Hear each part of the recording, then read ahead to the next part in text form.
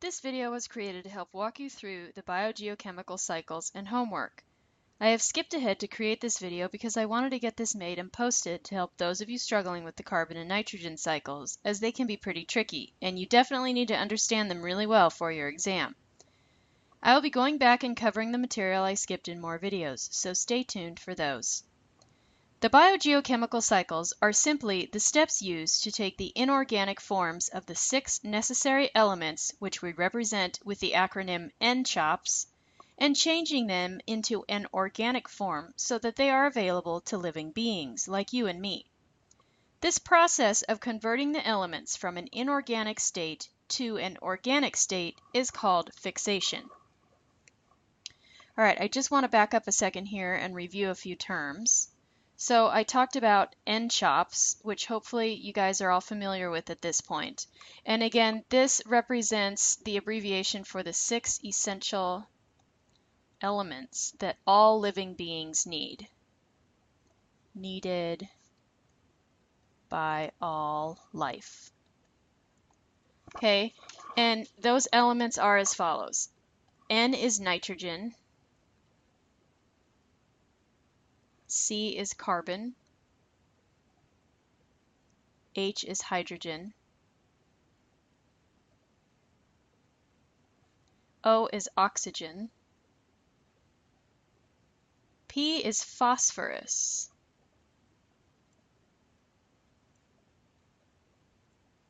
And S is sulfur.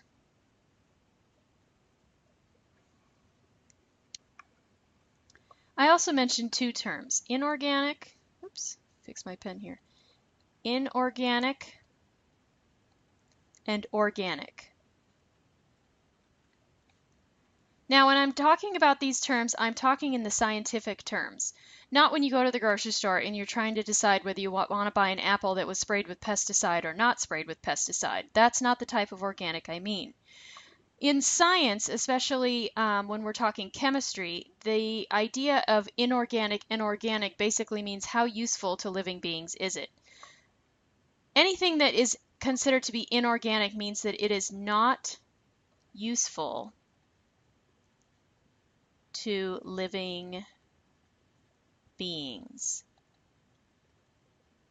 So basically, it's in a state that is not useful. For example, if you're walking along one day and you decide that, hey, I'm a little short on carbon today, I think I need some of this major essential element.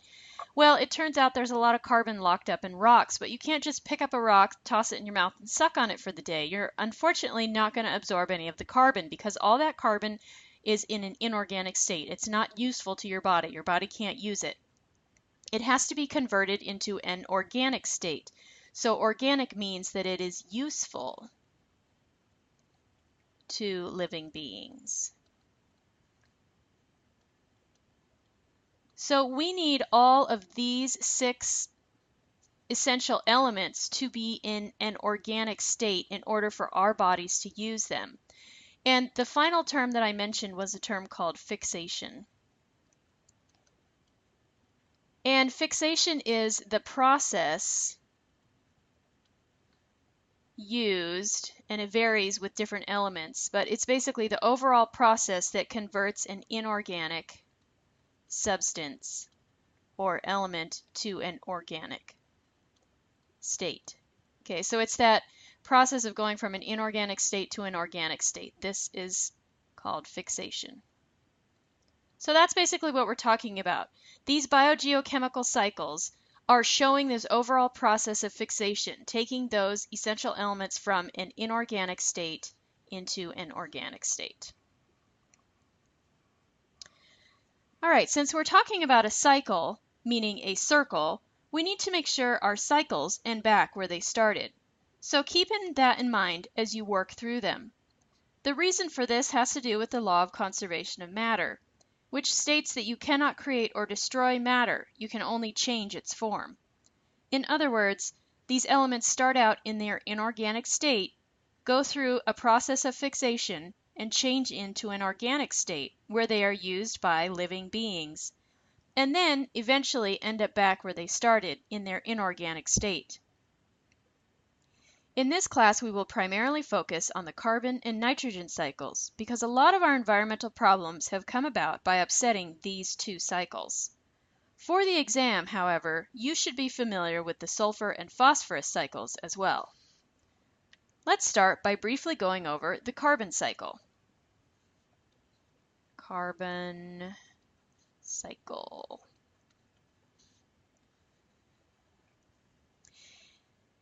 Remember that the carbon cycle is made up of two major processes, photosynthesis and cellular respiration. Let's start with photosynthesis. Photosynthesis. Big word. Photosynthesis is the process that green plants perform.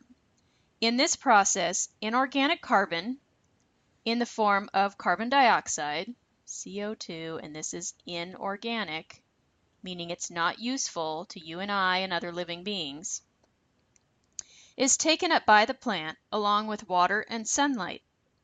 A special pigment called chlorophyll, which is what makes our plants green, allows the plant to go through photosynthesis, where a complex series of reactions take place, and the carbon dioxide and water are changed into glucose and oxygen. So what we end up with is glucose, and this is the organic form of carbon. Photosynthesis is basically how we fix carbon, okay? How we meaning actually that the plants do it. The plants are the workhorses here, but we take advantage. How we fix carbon. Remember, change it from inorganic to organic. The products of photosynthesis are glucose, which is the organic carbon product, and oxygen, which is necessary for all life to happen on Earth. The chemical equation for photosynthesis is as follows, and you need to commit this to memory. 6 CO2, CO2 is carbon dioxide, plus 6 H2O, H2O is water, plus sunlight. And I'm going to draw an arrow here, but I'm going to draw it in green because the green represents my chlorophyll. Chlorophyll.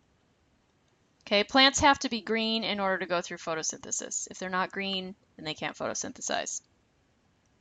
And that gives us one glucose molecule, C6H12O6, plus 6 oxygen molecules, 6O2. This is the chemical equation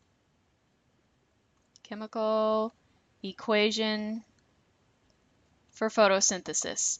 And you definitely need to have this memorized. So if you need to write flashcards, if you need to write it on the mirror while you're brushing your teeth in the morning, whatever you need to do to memorize it, you need to memorize it. And remember that there are basically 6 parts to this equation. Number 1, 6 carbon dioxide. Number 2 is water. You have 6 waters. Number 3, don't forget the sunlight. That's super important. This whole reaction is powered by sunlight. Number 4, which a lot of people will forget on the exam, is chlorophyll. You must have chlorophyll in order for this reaction to happen. Number 5 is your glucose molecule, C6H12O6. Chant it to yourself, make up a song, whatever you need to do, remember that this is glucose, or in other words, sugar. And the last part, number 6, is oxygen, 6 O2 molecules. Okay, so photosynthesis is the first part of the carbon cycle. The second part of the carbon cycle is cellular respiration. Okay, so we're still in the carbon cycle. Carbon cycle continued. Okay. The second part is cellular respiration. This is basically the opposite of photosynthesis. This is what happens when living beings like you and me take in glucose. Okay, so we take in glucose. This is the organic form of carbon, organic C. And we also take in some oxygen. And through a series of chemical reactions in our bodies, the glucose and oxygen are used to power our cells or our bodies. The products of this reaction are water vapor and carbon dioxide. So we're back to our inorganic carbon. So the chemical reaction for cellular respiration basically looks the exact opposite of photosynthesis. You start with your glucose molecule, C6H12O6. This would be, say, your carrot or whatever you're eating, plus you're inhaling oxygen. So you're combining glucose and oxygen in your cells. Your mitochondria, which are kind of your workhorse powerhouse of your cells, undergo a reaction and create energy for your body. And the byproduct or the products of that reaction are 6 carbon dioxide molecules being exhaled and 6 water molecules being exhaled in the form of vapor. Okay, obviously you're not, dripping like a hose. But if you go outside in the cold and you see your breath, the reason you see it is because of this. There's water vapor on your breath, and that's all as a result of cellular respiration. So the carbon cycle basically looks like this. Carbon cycle. It's pretty simple. You have photosynthesis, which feeds into cellular respiration, and that feeds back into photosynthesis. So that's the overall carbon cycle. Pretty plain and simple right there. Let's draw a quick picture so you can get a better idea.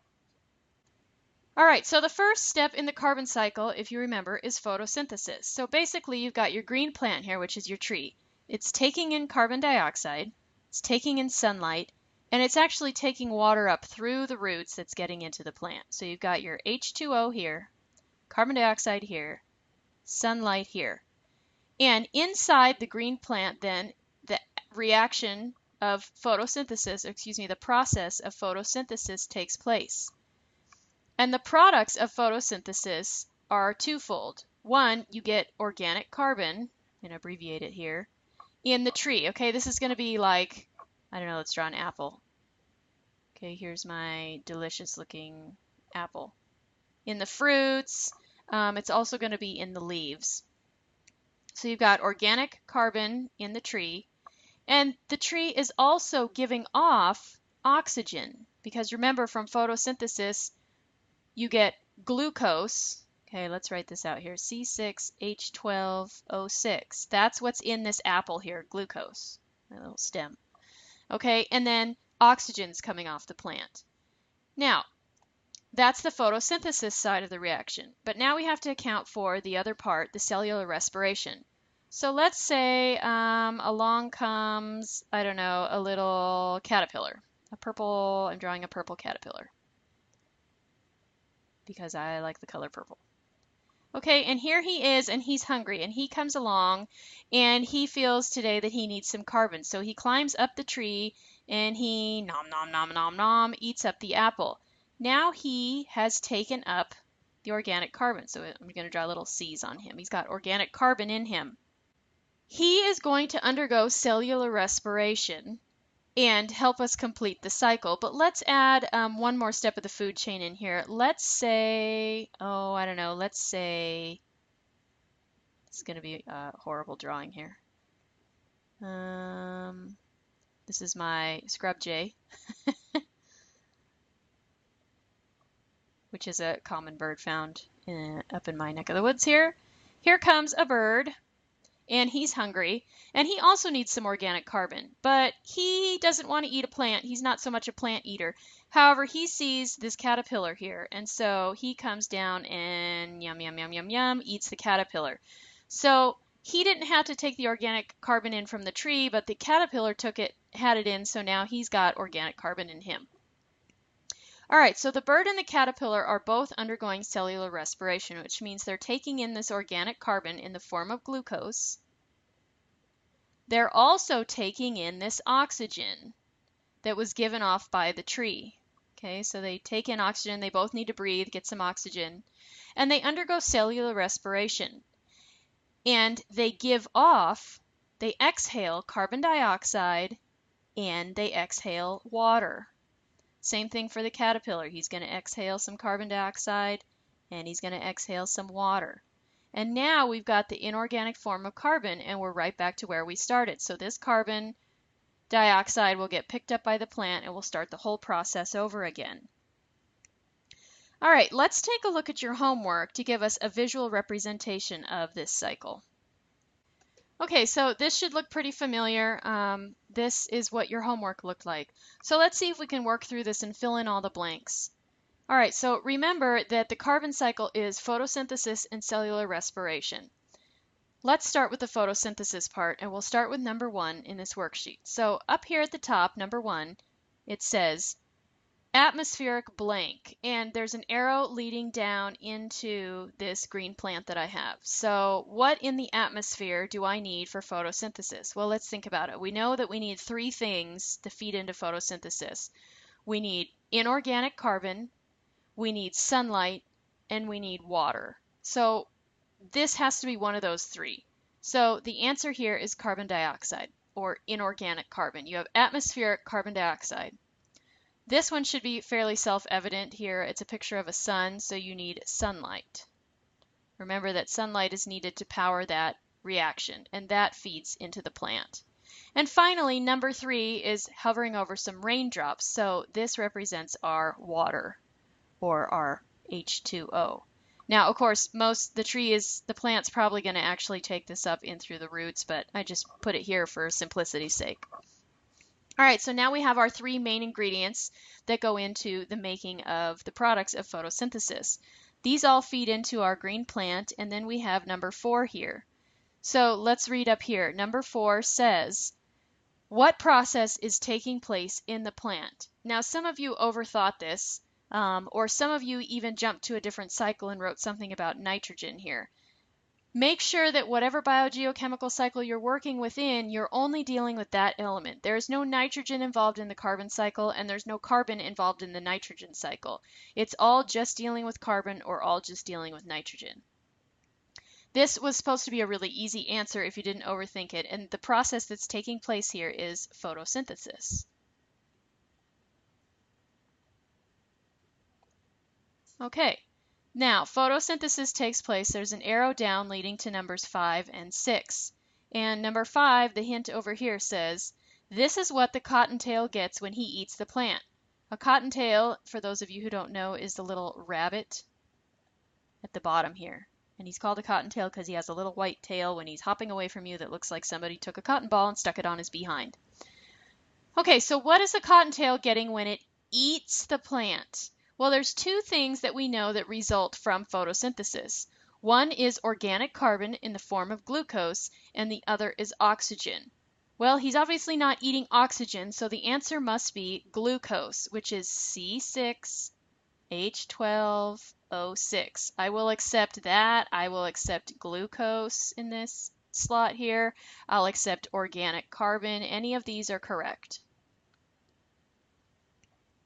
Okay, and then number 6 here, the other arrow coming off the plant, this way says, what does the plant give off that they inhale? They meaning the rabbit and the coyote here. What are they inhaling that's given off by photosynthesis? Well, we already hit glucose, so it's got to be oxygen, O2. Okay, that's what all life needs. That's where we get all our oxygen, from plants. If we wipe out all plants on Earth, we're going to be in big trouble. All right, so the rabbit takes in the glucose and the coyote takes in glucose from the rabbit, and they both are taking in the oxygen from the plant. Okay, that's what these arrows are for, the oxygen. And now we need to answer number 7. We've got to get back to where we started, which is right here. So number 7 says, hint, what the consumers exhale. The consumers are the rabbit and the coyote. They're consuming the organic carbon. So what are they exhaling? Well, they're exhaling 2 things. They're exhaling carbon dioxide and they're exhaling water. You can write both answers here, but the one that I really wanted to emphasize was carbon dioxide because this gets us back to our inorganic carbon and takes us right back up to where we started, thereby completing our carbon cycle. All right, so those are the answers for that worksheet. Go back and review that. Maybe erase your answers or try and do it all again without the answers and see how well you do to help you prepare for the quiz.